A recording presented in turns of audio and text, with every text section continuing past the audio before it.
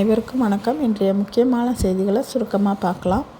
தமிழகத்தில் மழை வெள்ள பாதிப்பை தேசிய பேரிடராக அறிவிக்க இயலாது என மத்திய நிதியமைச்சர் நிர்மலா சீதாராமன் தெரிவித்தார்.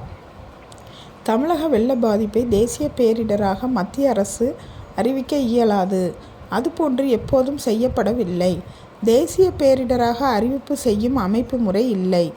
மாநில பேரிடராக அறிவிக்க விரும்பினால் அதற்கான வழிமுறைகளை அதிகாரிகள் குழு வழங்கும் என மத்திய நிதியமைச்சர் அவர்கள் குறிப்பிட்டுள்ளார்.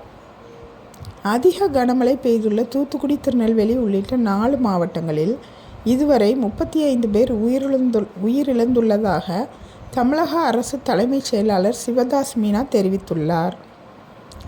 மேலும் புயல் வெள்ளத்தால் ஏற்பட்ட பாதிப்புகளுக்காக முதல்வரின் பொது நிவாரண நிதிக்கு ஊதியத்தை வழங்க தமிழக அரசு ஊழியர்களுக்கு அரசு அனுமதி அளித்துள்ளது. இதற்கான உத்தரவை தலைமைச் செயலர் அவர்கள் பிறப்பித்துள்ளார். ஆண்டுதோறும் நடைபெறும் குடியரசு தின விழாவில் சிறப்பு விருந்தினராக பங்கேற்க உலக தலைவர்களுக்கு மத்திய அரசு அழைப்பு விடுத்து வருகிறது.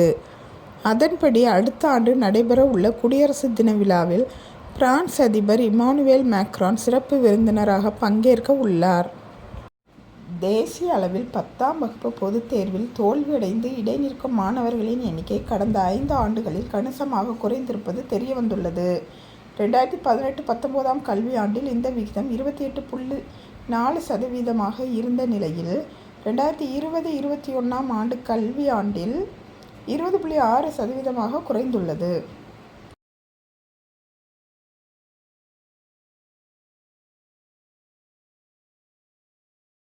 இந்திய மல்யுத்த சம்மேளன தலைவராக பிரிஜ் பூஷன் சரணின் நெருங்கிய ஆதரவாளர் சஞ்சய் சிங் தேர்வானதற்கு எதிர்ப்பு தெரிவித்து இந்திய மல்யுத்த வீரர் பஜ்ரங் புனியா தனக்கு அளிக்கப்பட்ட பத்மஸ்ரீ விருது நேற்று திருப்பி அளித்துள்ளார்.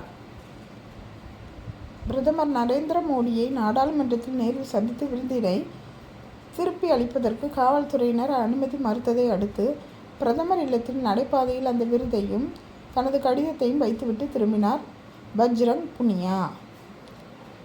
எக்ஸாமுக்கு தேவையான நியூஸ் எடுத்து போட்டுட்ருக்கேன். இந்த இன்ஃபர்மேஷன்ஸ் உங்களுக்கு யூஸ்ஃபுல்லாக இருக்கும்னு நினைக்கிறேன்.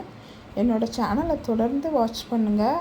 என்னோடய சேனலுக்கு சப்போர்ட் பண்ணுங்கள், சப்ஸ்கிரைப் பண்ணுங்கள், லைக் பண்ணுங்கள். தேங்க்ஸ் ஃபார் வாட்சிங் அண்ட் சப்போர்ட்டிங் மை சேனல்.